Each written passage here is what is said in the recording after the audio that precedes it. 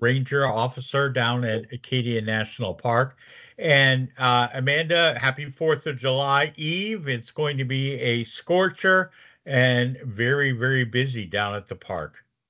Yeah, happy 4th. We're really excited to see everybody come into the park and be safe while they're out visiting the park. We're really excited. So the park, I mean, the 4th of July has to be one of the busiest periods of the park. I mean, we know like now through Indigenous Peoples Weekend, the park is extremely busy, but the 4th has to be one of the busiest weekends or long weekends. It's definitely very busy, and we're definitely expecting it to be busy over a longer duration because of when the 4th happens to fall this year on a Thursday. So yeah, we definitely expect there to be a lot of people out and visiting the park on Thursday, Friday, Saturday, Sunday.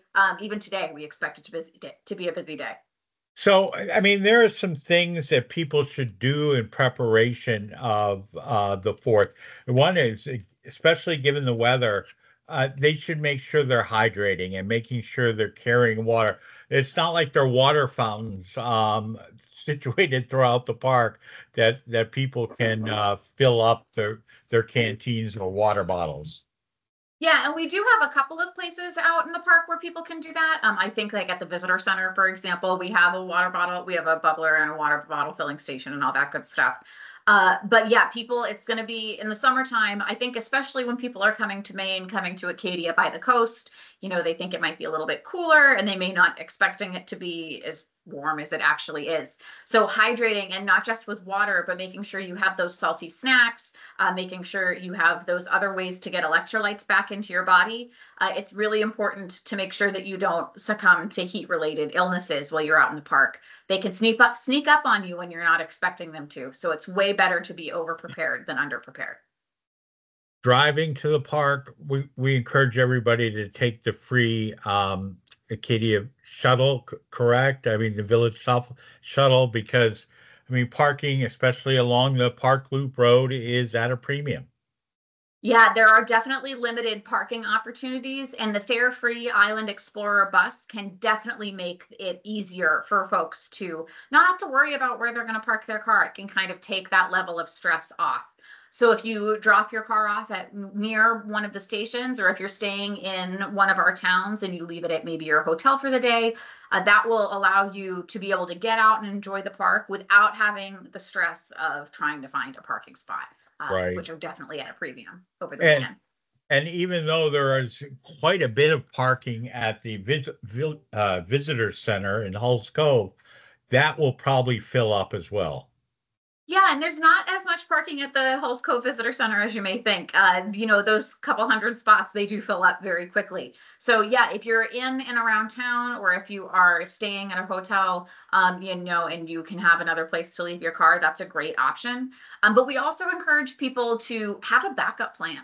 So if for whatever reason they don't plan on using the fare-free Island Explorer, we encourage them to have a second place in mind that they're looking to go, so that if they go to their first choice location and there's no parking available, then they can just continue on and continue to have a wonderful day at the park.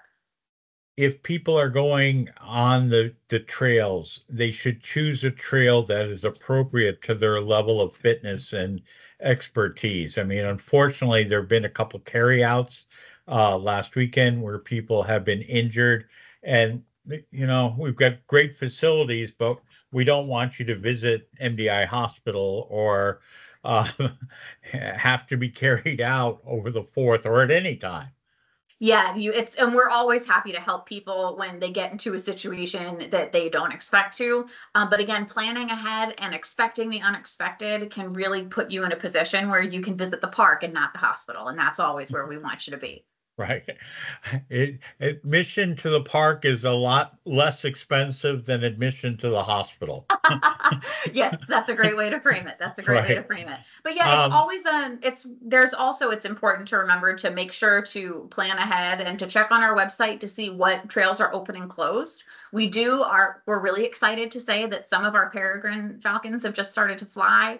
oh, So nice. that's really great to see that they're doing a little bit better. But some of those closures related to the peregrine falcons are still in effect. So that precipice trail closure and parking lot closure is still in effect. And some of these other parking lots are still closed for this busy weekend. So make sure you're going to a trail that you all can handle and a trail that's open. All right. And are you marching? I know that the park is sending a large contingent down to the 4th of July parade in Bar Harbor on Thursday. We will have some folks marching in the parade. We're really excited, and we have a little surprise for folks in store if they see that parade as well. You'll see an additional vehicle this year, or an additional mode of transportation that you're not used to seeing in the past. So we're excited to share that with you guys as All right. well. And we also know that the Friends of Acadia have a large contingent that marched in the parade as well. Yeah, and we love our friends at Friends of Acadia, and they're definitely really excited to go and be out in the community. That's what we love doing as park rangers, getting to connect with people who love the park as much as we do.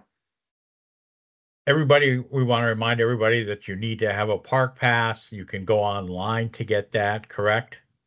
Yes, you can get your vehicle pass that lasts for a week on rec.gov. At the same time, you get your Cadillac mountain reservation. So you can either buy one, the other, or both at the same time.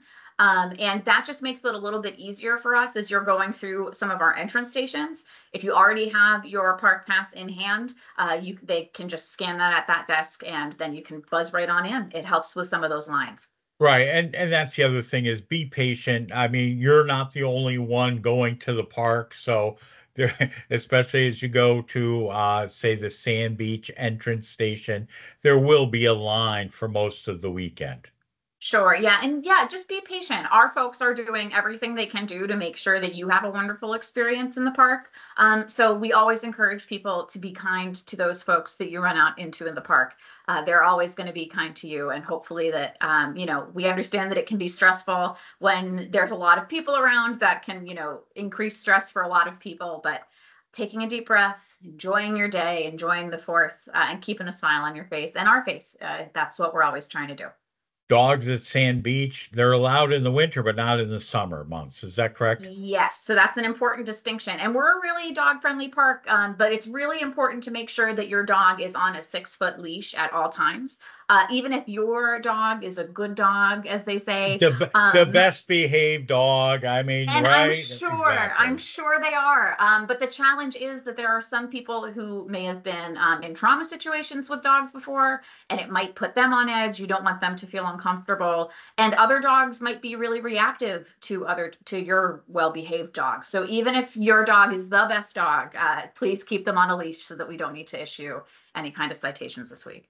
And also make sure you pick up after your dog. There's nothing worse than walking along a trail and stepping in Fido's remains. I mean, right? Agreed. Absolutely. And it's also not good for the environment. So we all want to make sure that, everything that you come in with, everything that you pack in, or that gets left behind are things that you end up taking out. All right. For people who want to visit the park's website to learn more, to go and purchase park passes, give us your website, Of please. course, you can find us at www.nps.gov/ACAD. All right. Amanda, have a great fourth. We'll talk to you again soon. Anything we missed in our little chat this morning? We're just so excited to see everybody out in the park this weekend and have a happy fourth. Excellent. Thanks so much. Thanks, Chris.